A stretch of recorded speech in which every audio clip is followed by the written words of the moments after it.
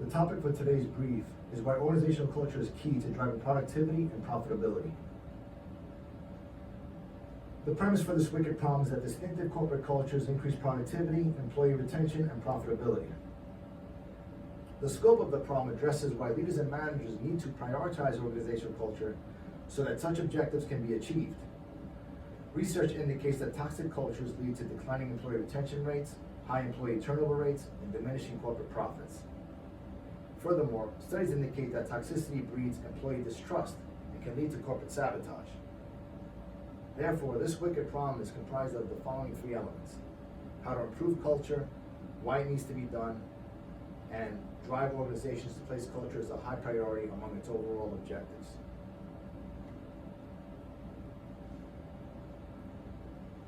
Studies indicate that a lack of focus of organizational culture leads to an underperformance of productivity and profitability.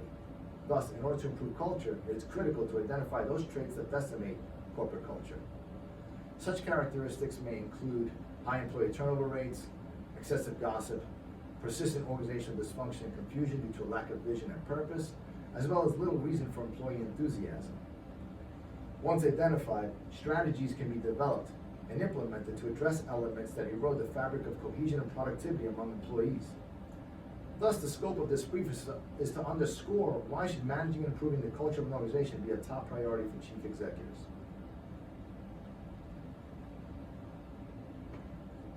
Symptoms of workplace toxicity include the following 5 elements: little to no enthusiasm, fear of failure, constant dysfunction and confusion, persistent gossip and drama, and high employee turnover. Poor and negative attitudes create a workplace culture of doom and gloom, fueling failure and incompetence. With a fear of failure, limited risk-taking in the workplace creates a culture of paralysis, hindering innovation and ingenuity. With constant dysfunction and confusion, no clear definition of duties and responsibilities causes subpar productivity, inducing mixed signals, creating a breakdown in communication, coordination, and collaboration. With persistent gossip and drama, a little bit of gossip is expected in any organization that has 3 or more employees. However, when excessive and it dominates the workplace, such talk induces mistrust and facilitates a lack of openness and candor. Finally, with high employee turnover, the most glaring sign of workplace toxicity is that throngs of people are running for the exits. This is a strong indicator that the culture is driving employees away.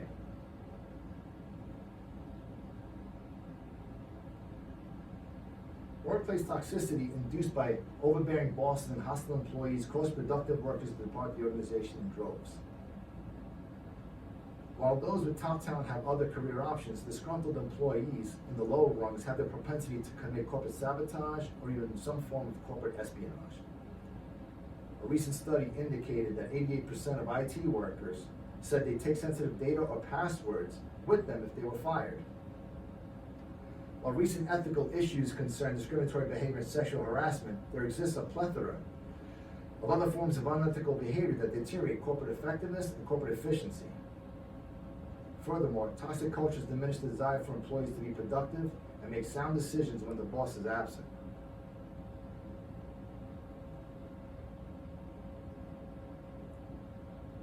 A few potential causes for workplace toxicity include scarce resources or imminent project termination, which imply potential layoffs and job losses. Thus, limited opportunities can cause employees to engage in corrosive, contentious, and hostile behavior. Furthermore, the outcome of such toxicity, whether leadership or employee-driven, produce low retention rates and adversely affect talent management, which can translate into declining corporate profits. As a result, senior executives ought to make eradicating toxic cultures from their respective organizations a priority because it eventually threatens the long-term viability of the firm. According to Francis Frey and Ann Morris at Harvard Business Review, culture guides discretionary behavior, and it picks up where the employee handbook leaves off. Culture advises us on how to respond to an unprecedented service request. It tells whether to risk telling our bosses about our new ideas and whether to surface or hide our problems. Employees make hundreds of decisions on their own every day, and culture is their guide. Culture tells them what to do when the CEO isn't in the room, which is, of course, most of the time. An approach that provides a high degree of success includes several elements or phases. By conducting due diligence and thorough research, CEOs could be prompted to prioritize organizational culture after reviewing the deleterious effects on the workplace. Subsequently, such a compelling case can lead executives to direct resources toward researching the characteristics of workplace toxicity and identifying them within their own organization. Finally, executives can implement best practices toward eradicating and preventing workplace toxicity in their organization and promote a world-class culture of success. Thus, the approach to our solution is comprised of 3 phases. The first is research and building a case as to why workplace culture should be prioritized. The second is identifying the traits of workplace toxicity within their own respective organizations. The third is directing resources and prioritizing the implementation of policies, procedures, and programs to eradicate workplace toxicity from within their own organization.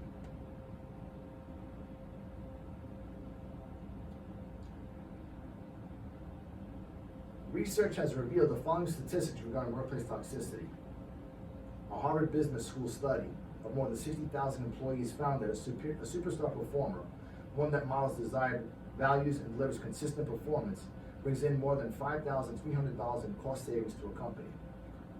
Avoiding a toxic hire, on the other hand, or letting one go quickly delivers $12,500 in cost savings.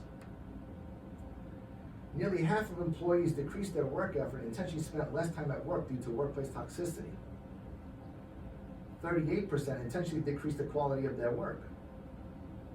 25% of employees who had been treated with incivility admitted to taking their frustrations out on their customers. 12% left their jobs due to uncivil treatment.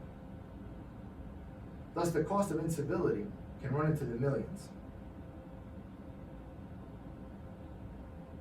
Toxic employees alienate their co-workers and team members, which also directly impacts the bottom line. 80% of employees lost work time worrying about the offending employee's rudeness. 78% said their commitment to the organization declined in the face of toxic behavior. 66% said their performance declined. 63% lost work time in avoiding the offender.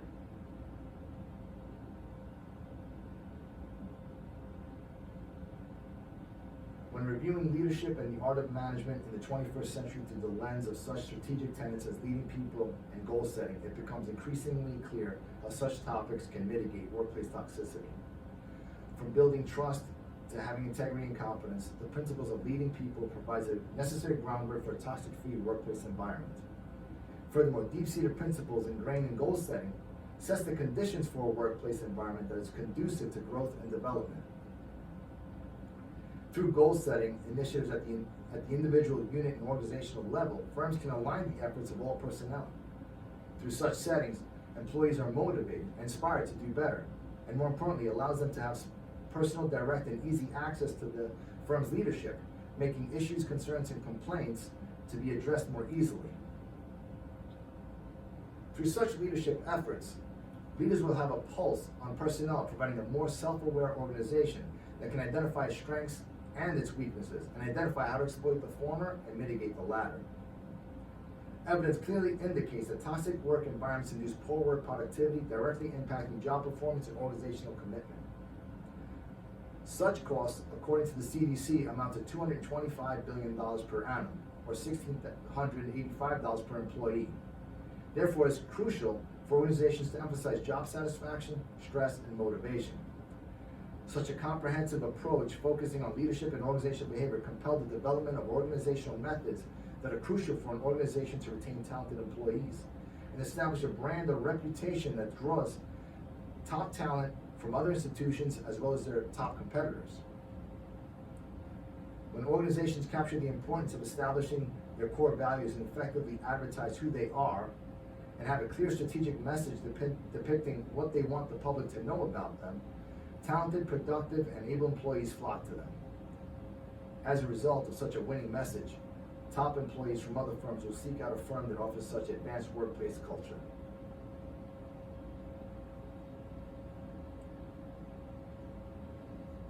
Finance costs and how they are affected by toxic workplace culture is critical to understanding how toxicity and hostile work environments can erode profits. Therefore, organizational leadership, including the chiefs of operations, marketing, and finance, must set the conditions to maximize employee engagement, in order to mitigate rising costs due to high turnover and depressed worker productivity, including absenteeism. Through such efforts as bonuses and high salaries, as well as effective training, high job satisfaction ought to be obtained. In turn, as increasing productivity results from high job satisfaction, organizational leadership must implement initiatives to alleviate stress. There is job stress and non-work related stress that affect employees, and leadership must be prepared to address such stressors to keep employees functioning at a high productive level. Finally, leadership in the 21st century must do all that it can to keep their armies motivated to perform the tasks that achieve organizational strategic objectives. High employee job satisfaction and motivation serve as indicators of a world-class organization that is properly managed. Such organizations that are riddled with hostile employees and submerged in toxicity will demotivate employees, sending all their stars to the exits. Perhaps the most significant formula is one that presents investments toward the improvement of workplace environments, which will outweigh the cost of not addressing workplace toxicity. Furthermore, in order to increase job satisfaction, motivate employees, and decrease stress, the proper allocation of time and resources allows the organization the means necessary to eradicate the factors of toxic workplace environments to ensure prosperity and success. Through the allocation of such resources as education and mentorship programs, a corporation can establish a reputation that draws top talent. The addition of such professionals to the ranks further mitigate the elements that facilitate toxic workplace culture, such as undue influence, fraud, ostracism, incivility, harassment, and bullying. As a result, firms can maximize employee output and ultimately increase profits. Research has shown that employees usually fall into one of two categories. They are either highly productive workers who increase organizational output, or they are considered toxic workers who inhibit collaboration and lower the morale and productivity of an organization. While collaborative workplace environments facilitate joy, happiness, and motivation with positive employee and employer relationships that promote health and well-being, toxic workplace environments are inundated with aberrant experiences filled with negative and adversarial attitudes. A toxic environment is similar to a cancer that damages all the stakeholders of an organization, as it creates toxic culture, toxic leaders, and toxic employees, which ultimately creates a toxic organization. Such toxicity in the workplace increases organizational costs related to loss of positive company image, low self-esteem, loss of employee morale, high turnover, work-life conflict, high absenteeism, poor employee health, and lowered employee productivity.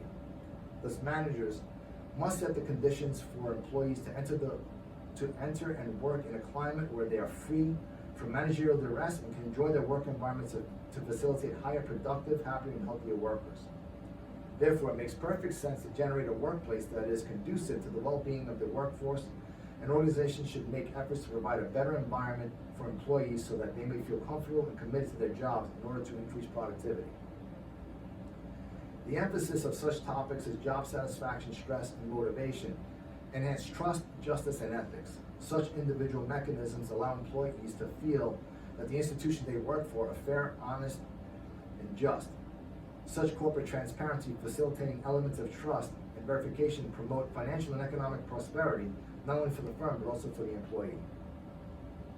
Finally, in conclusion, the glaring issue of all of this is that most people in full-time jobs spend more time with their colleagues and co-workers than they do with their own families.